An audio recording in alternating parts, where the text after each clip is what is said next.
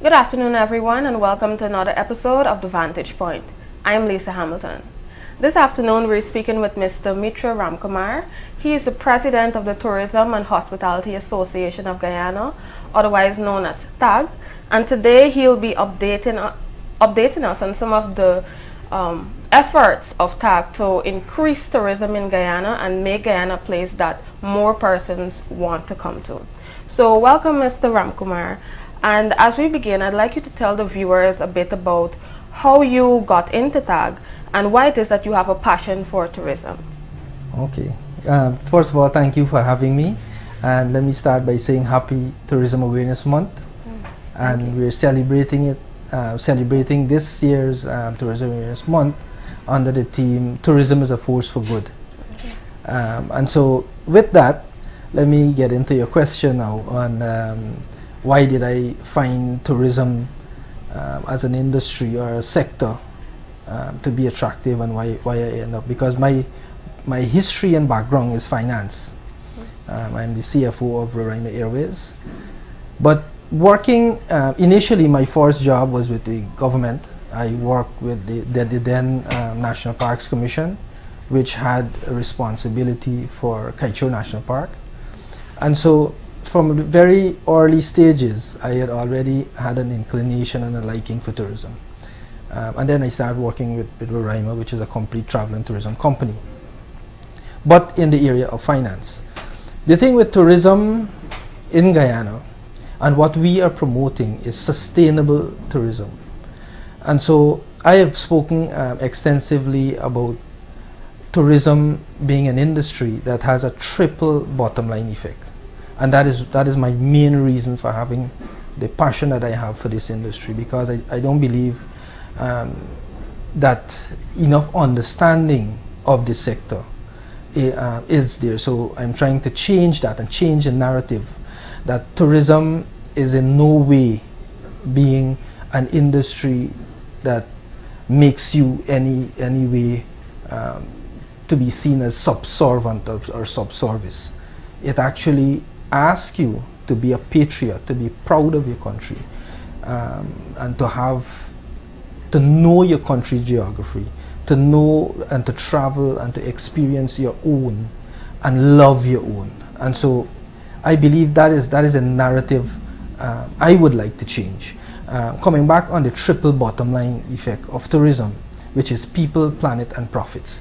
And so you're able to have, this industry is able to provide a net positive effect on all those three pillars. In terms of people, it preserves your livelihood. In terms of your culture, it enables you to earn. It brings people together. As I said, tourism is a force for good. And it really is a catalyst for positive change. It changes the mindset of people. It actually, there's a say that tourism, it actually requires you to have a spirit of positive attitude. And so these are the elements of the people component that I'm speaking about. In terms of the planet, sustainable tourism wants preservation in every area. Preservation of our pristine rainforests, preservation of our wildlife, preservation of all the birds, of our marine life as well. And so all of these come to the table, and as well you can earn handsomely from tourism. Tourism now is estimated to be the number 2 export sector in Guyana. It creates employment for 1 in every 10. And so there's so much, I can talk to you on and on about this, but there's so much it brings to the table as an industry. And that is why I'm saying it's underestimated. And I am saying that tourism should be the new frontier for Guyana, frontier industry for Guyana. As Guyana moves towards being a new oil and gas frontier in the oil and gas world, I believe that tourism should be the new frontier industry for Guyana, because it's sustainable, because it creates employment for our people, and it's a labor intensive industry, and so it complements that oil and gas industry which is highly capitalized and highly skilled. You have an industry now that could be a stepping stone. So you can start as a housekeeper, as a front desk staff, as a bar attendant, but you can work your way up, all the way up to the hotel manager. You can get into finance, you can go to engineering, you can become a pilot. There's so much of this offer, and there again it comes back to the people component that I spoke about earlier.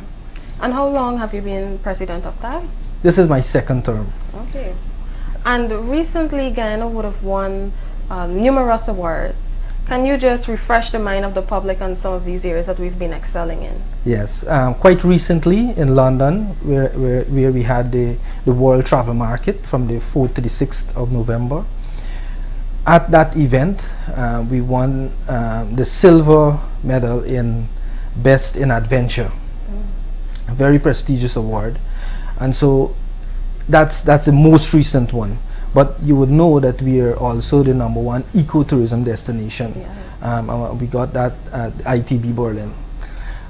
There are quite a few others that we won best in destination stewardship and all of that. So I want to congratulate the Guyana Tourism Authority and the work that they have put in for Guyana to achieve these awards. But I also want to congratulate Guyanese and everyone involved in the tourism sector, as well as industries that support the tourism sector. They have all played a part in us achieving these awards and these accolades. And so I really believe that if at this stage which we are at now, which I see as still in its infancy, you can imagine if we were to put the resources and the marketing behind tourism, where it can go as a country. And recently you would have mentioned in a public forum that you or THAG has a plan to meet with the country's political leaders to perhaps, I guess, to give the vision of THAG and the tourism department in Guyana, how you want to see tourism build in Guyana. So can you tell us a bit more about that plan? Yes, this is at our gala dinner. We had we made an announcement that will be not only the THAG dinner is usually a place where we lobby government for things or changes that we want to see in the sector. I have said this year at our dinner that it's going to be expanded to every party that's going to be contesting the elections next year.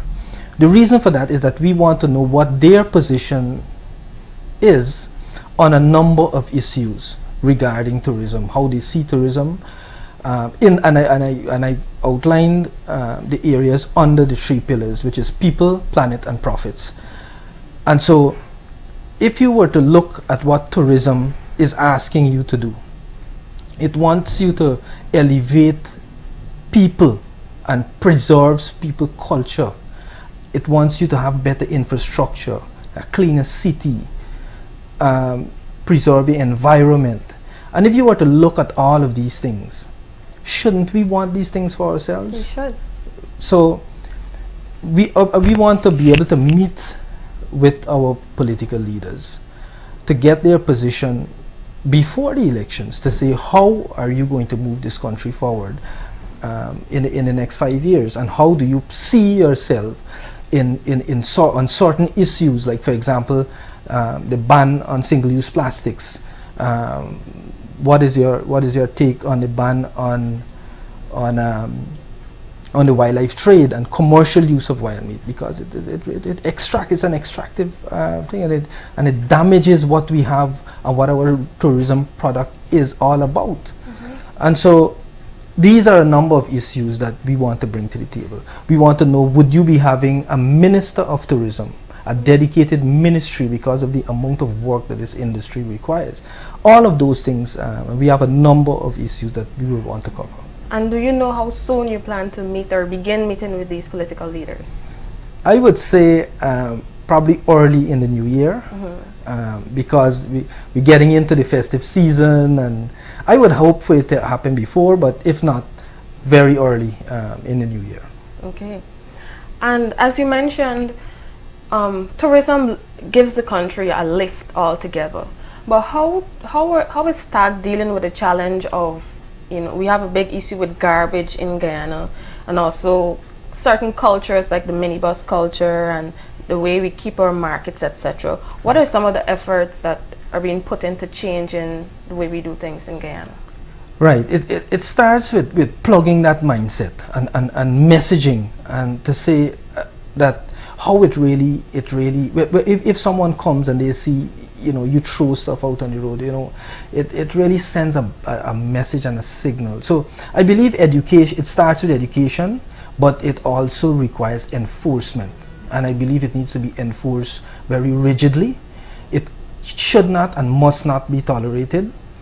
I believe that Guyanese leave this country and within hours they in North America, and they abide by the rules. They do not litter, they do not involve themselves in anything. So they right away you're saying that you're not aware of certain laws in Guyana, but when you enter into another country you're automatically aware of those laws. So I believe that enforcement is a huge component of it, as well as education. But I think it needs to be done in a holistic sense, in that, so you're saying that, look, Guyana is the #1 ecotourism destination. We are going to take tourism in this country and we are going to make it catapult our country onto the world stage, into making our country a leader, right? So you will see an article speaking about Guyana leading the world in ecotourism. And so if someone comes to Guyana with those messaging, they don't expect to see these, you know. We also talk about having more rehab centers so that we get the people that are living in the streets, so that they can go get rehabilitated, and also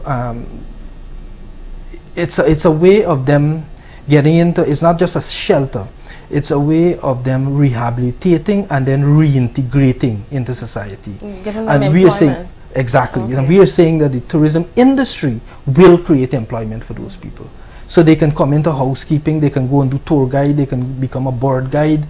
And these are things that they can learn hands-on. They can become a chef, a bartender. All of these things can be taught in the centers. And then we can also meet with the people there, give them hope that there is, we have a second chance for you to achieve your real purpose on earth. Okay. And we must also talk about the Hospitality Institute. Can you give us the most recent update? And for those who don't know, what is the Hospitality Institute, or what will it be in the future? Well, the Hospitality Institute it's really geared as well to should be churning out people that can hit the industry on a fast pace, because tourism is an industry, especially when you have all the events happening. It is an industry that is very, very fast paced. And so what you have at the moment is people getting into the industry and is unaware from the outside, but when you get in, it hits you, you know. So what the institute will do is bring you in, so you not only get the theory, but you get the practical experience of how this thing operates, how it operates to run an event, a dinner, a function, a workshop, all of these things, a wedding. So that when you're getting to do when you go to the institute, you decide, so you can look at different areas and decide which one best suits you, which one you have a passion and an inclination for. And so the institute really refines you. So when you get into the sector, you're ready and raring to go. And this will be a first for Guyana? It is the first for Guyana. Okay. At the moment, we are employing people who haven't decided exactly what they want to do. So when they come in, you have a lot of staff turnover, and it results in bad service or poor service. So the institute will really elevate in terms of service delivery for our people, and it will create the avenue for them to get in and learn and see the different areas and the different options that are available to them. Not just taking a job because you need the money, but you want to take something that you have a liking for. And do you see that a lot of Guyanese are becoming more and more interested in tourism? Yes, I've actually seen an upsurge in people getting involved in tourism, whether it be a river tour, or whether it be a resort or lodge, a hotel. There has been an upsurge, but I think it can only get better. And this is another area that we will be lobbying the political parties or the contesting parties for. We want to know what would you be doing to incentivize this industry, because it is an export industry and it should be treated as every other export industry in Guyana. Okay. And what are some of the plans upcoming for THAG? What are you working on right now? Well, this weekend we have starting the Guyana Restaurant Week. So it's the 22nd of November to the 1st of December. Okay. And this year we have 23 participating restaurants, highest number so far. And so there is a lot, as you know, it's fine dining restaurants, so you're able to come out and explore. So it's explore, eat, repeat. So you can choose your restaurant, so lunch and dinner, and we have also kept the prices unchanged, affordable, because we want Guyanese to come out and enjoy. And then we also have at the event, you have different restaurants having, we also have wine sponsors who are going to be doing different things at the different restaurants for during restaurant week. So it's going to be, it's a nice, it's an event that Guyanese look forward to. Yeah. People are already planning which restaurants are they going to go. And so this is an initiative that is really being blossoming. But then again, we see that this can go, this can double probably for the next season. And as you mentioned prices, I almost forgot one of my key questions. Many Guyanese, or some Guyanese, are concerned about the fact that it's a bit challenging for them to afford to travel in their own country. What has THAG been doing about this over here? I believe there was a survey about a year back or so, whereby THAG was checking, or the Department of Tourism was checking how persons view, the prices. Yeah, I can speak very easily to you about this, because that is an area that we have continuously been addressing. But the major hurdle is because Guyana has an infrastructure deficit. To get to these locations, it's expensive. Yeah. And so the majority of the cost that you or the money that you pay is actually getting to these resorts and lodges, especially the remote ones. We are hoping that will change as well as we go forward, and those are some of the things that we would want government assistance on, to put in the infrastructure to support tourism. If we can get that, I believe, and we can get the flows. And so if you have a facility operating and it's operating at 10%, then the rate that you charge has to be, because you have to now cover your staff, so your overheads remain. And so, but if you're able to increase that volume now, you can see right away that the prices can come down, because your occupancy level goes up, your revenue goes up, and your fixed overhead expenses will remain. You're able to spread it over that overhead, and so you're able to charge cheaper prices.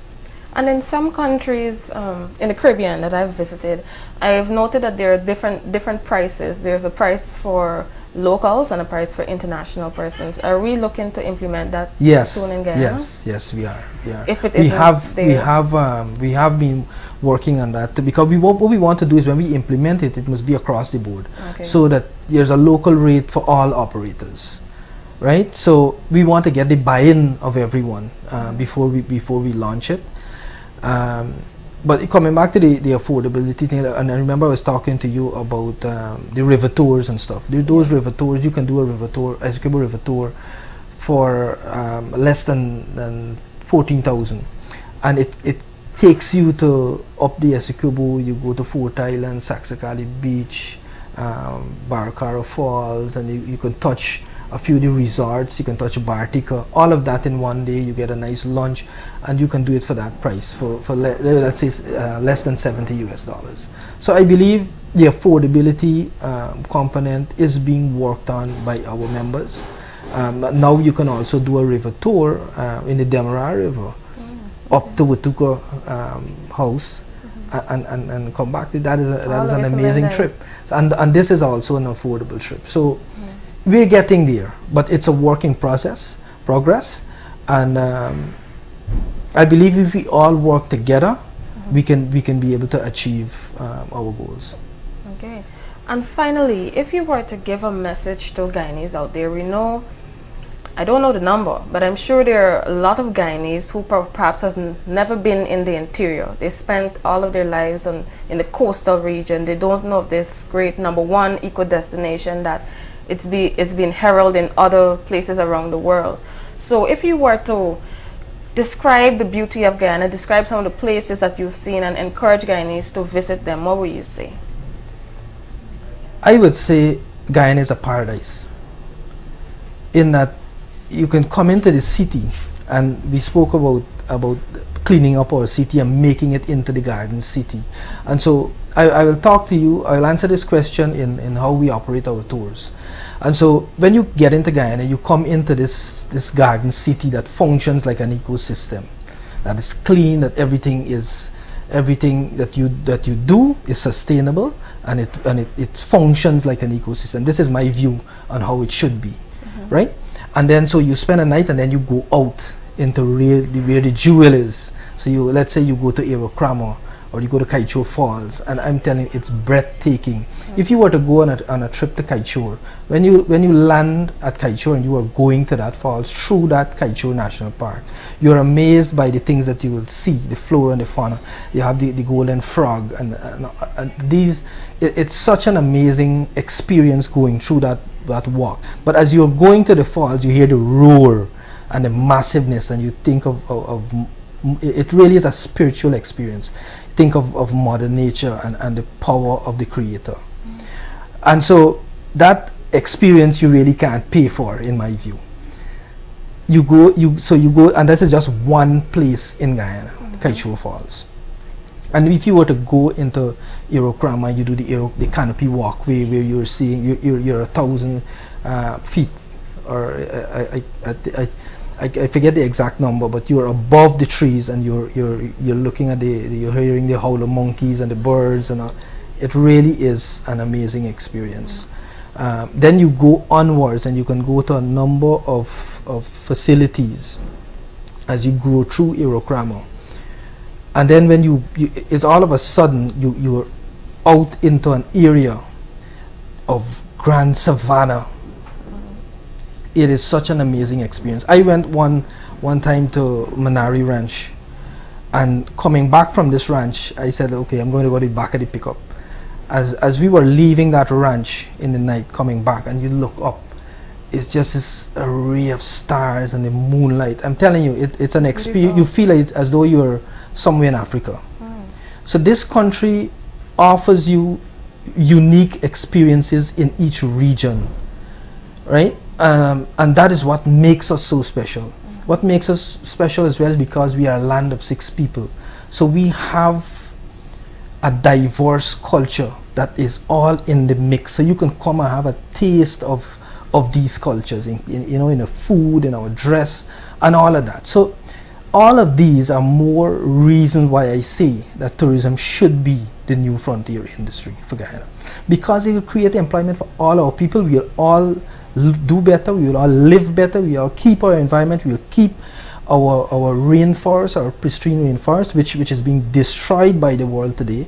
And so you can come to this country. Let me give you one other example. Guyana, the majority of Guyana, I think it's about in excess of 80% of Guyana is covered by the Guyana Shields, which is known as the lungs of the earth. You can that of itself, I would want to live in that country that preserves this lungs of the earth. If you were as a layman, I don't need a scientist to tell me this. When I walk through the rainforest of Guyana, it's like my lungs are being cleansed. The air is fresher. Everything is cleaner. The water that runs in the creeks and rivers, it's such an amazing experience. And these experiences you really can't pay for. We see a lot of big cities in the world now trying to get back to what Guyana still has. Correct, and that's why we need to preserve it. And that is why I'm saying that we need to start now, because very quickly, if you don't preserve it, it's going to go. In excess of 50% of the world's biodiversity is gone. And if we want to preserve this, we are already on the path of of being well, we are the #1 ecotourism destination, but a lot of the world don't know that. We need to tell the world that. We need to tell the world about the majestic Kaisho Falls and the experience of going to that falls. And you can, if we were to do that, then you'll be able to really reap the benefits of tourism, and Guyanese will be able to see the benefits of tourism, because tourism is not just a sector by itself. Tourism is a sector that feeds every other sector. It will feed agriculture, feed the creative arts industry. It will feed manufacturing. It will, because it creates an in-transit population that everyone will be able to now supply. So it brings the market to you.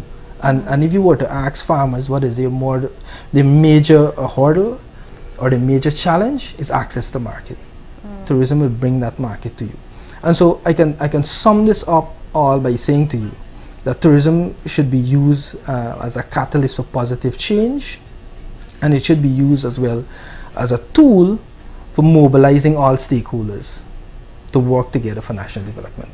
And I see why there's a push for a Minister of Tourism, because this is a big field and a large responsibility. Correct. So I want to thank you very much, Mr. Ramkumar, for coming, and I hope our viewers would have paid keen attention. I know we can sit here and talk all day, exhaust the entire 24 hours and speak about tourism, but I challenge the viewers to, where we may have left out some issues, to research for themselves. Correct. They can visit THAG on Facebook and on its website as well, to learn more about Guyana, learn more about ways in which they can give to promote tourism in Guyana.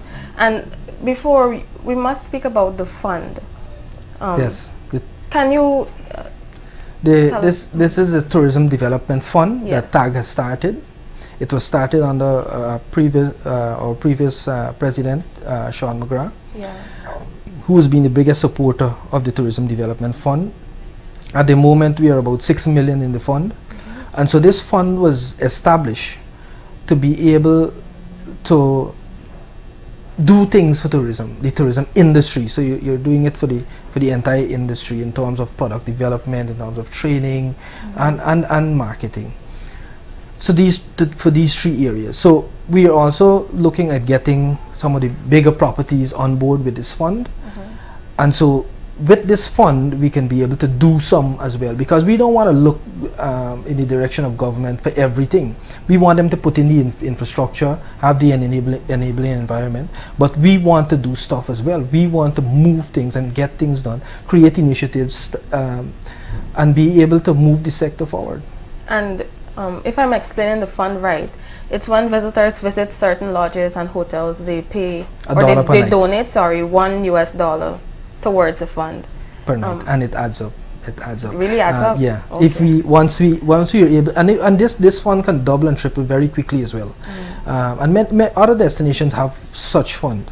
But if you were to check it, a person come, and if they are aware and it's being explained to the guests that what the fund is being used for, because we do this fund is kept separately in THAG. It is not used for any administrative or running expenses. It's being used specifically for projects, and so that understanding is what need to be to the guests, so that they can have a buy-in on that. When they contribute to this fund, they are really contributing to a just cause. Well, THAG is moving forward in Guyana. And as I said before, thank you, Mr. Ramkumar, for coming. And thank you to our viewers for tuning in. And I hope you would have gotten a good experience and a better understanding of what is being done to boost tourism here in Guyana. And I challenge each and every one of you to do your part to ensure that Guyana remains the #1 ecotourism destination in the world. Thank you for tuning in, and please join us again tomorrow for yet another episode of The Vantage Point.